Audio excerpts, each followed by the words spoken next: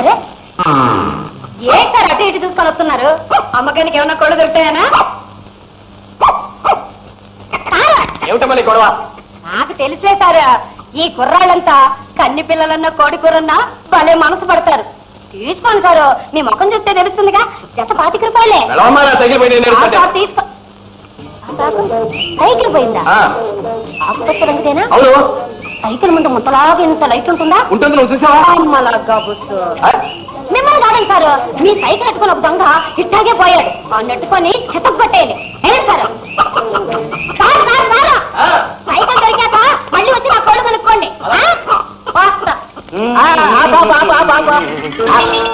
ఏంటి సైకిల్ ఆపావు?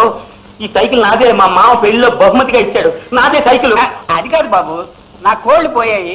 మీరు అటు నుంచి వస్తున్నారు కదా, మీకు నా కోళ్లు కనిపించినాయేమో అని.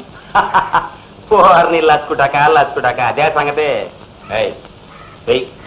సైకిల్ మీ చేది.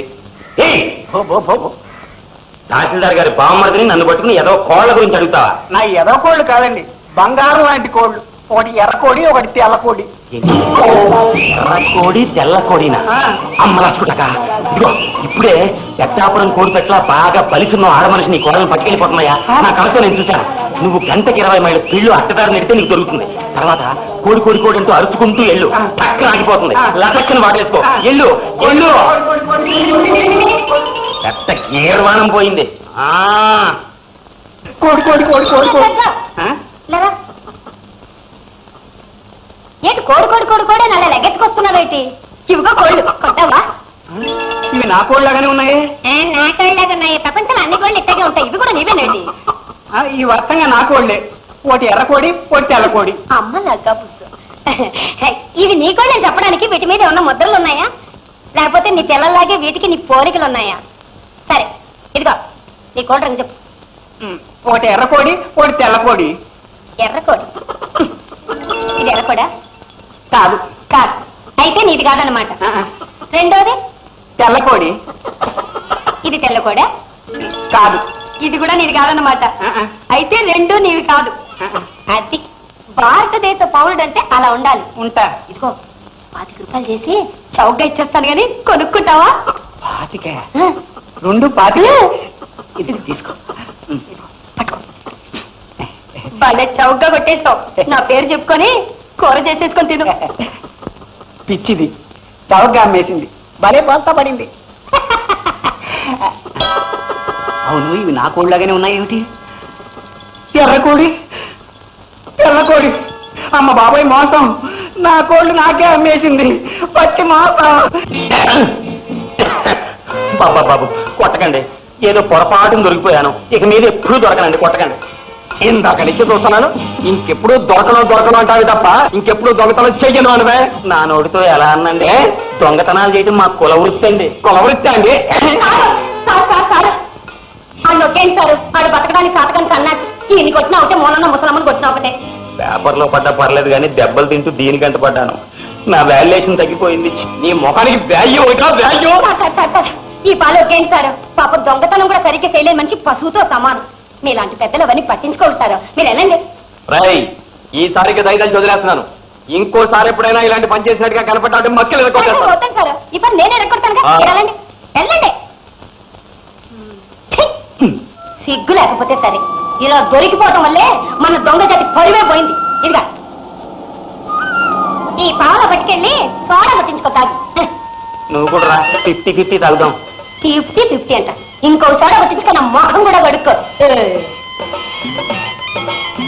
సైకిల్ బాబు, నన్ను మీ ఇంటికి తీసుకెళ్లి గుండు గీయించి గాడిద మీద కూర్చోబెట్టి మీ దొడ్డంతా తిప్పినా బాధపడకపోతున్నాం. కానీ లగాబుస్ ముందు నన్ను చవటం చేసేశారు. కర్మ కర్మ. బాగా దాహం అతను ఐస్ సోడా తాగుదాం. తమ్ముడు కొంచెం మంచినీళ్ళు ఇవ్వవే. చాటపరు బస్సు మళ్ళీ తప్పిపోతుంది. చాటపరు దేనికిరా? ఆ ఊళ్ళో మన సుశీలకు సంబంధం ఉందంటే చూద్దామని వెళ్తున్నాను. ఇది నిన్ను చూడాలని గొడవ చేస్తే తీసుకొచ్చాను. ఏమ్మా మంచినీళ్ళు తెస్తా ఉండు. మావయ్య, ఇంతకీ మీ అమ్మాయి ఇక్కడికి వచ్చింది మా అమ్మను చూడటానికి మాత్రమేనా? లేదులే, మీ కోళ్లు సరిగా బాతుగుడ్లు పెడుతున్నాయో లేదో చూద్దామని. నీ వ్యాపారం ఎలా ఉంది గోపి? పర్వాలేదు మావయ్య. ఎలాగో అలా చాటపర సంబంధం సుశీలు కుదిరేలా చూడరా తమ్ముడు. మన శక్తికి మించకుండా ఉండాలి కదా. అన్నట్టు సుధా 2 రోజులు ఇక్కడే ఉంటుంది, తర్వాత గోపితో పంపించు. అలాగేరా, చాలా రోజులకు వచ్చింది, 4 రోజులు ఉంచుకుని పంపుతాను. ఉంటావా అమ్మా? వస్తానరా గోపి.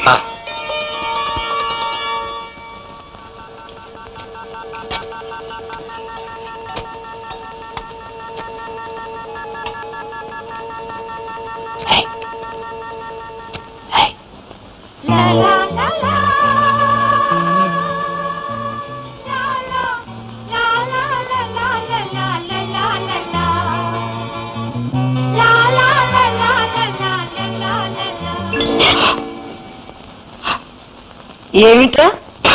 దగ్గొస్తుందమ్మా. అయితే నన్నేం చేయమంటావు? నిన్నేం చేయమంటావు లేదమ్మా, కాస్త మంచిగా తాగుదామని. ఇప్పటికి 10 సార్లు వచ్చి 10 గ్లాసులు నీళ్లు తాగావు. ఇంకా ఎక్కువ తాగితే దగ్గుతో పాటు జలుబు కూడా చేస్తుంది. ఇక చాలే, వెళ్ళు.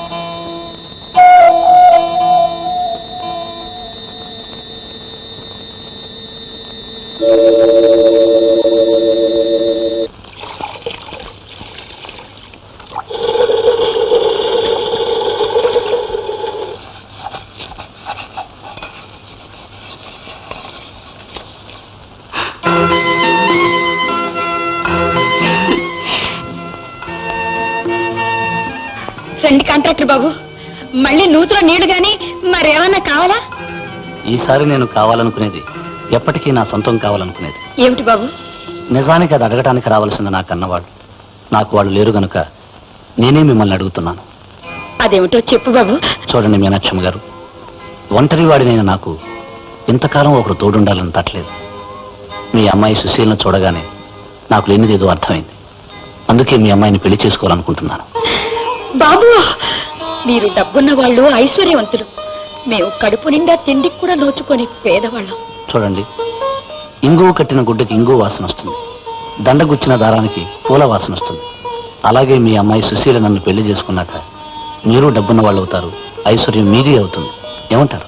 మీరు ఇలా వచ్చి అడగడం మా అదృష్టం బాబు, మా అదృష్టం.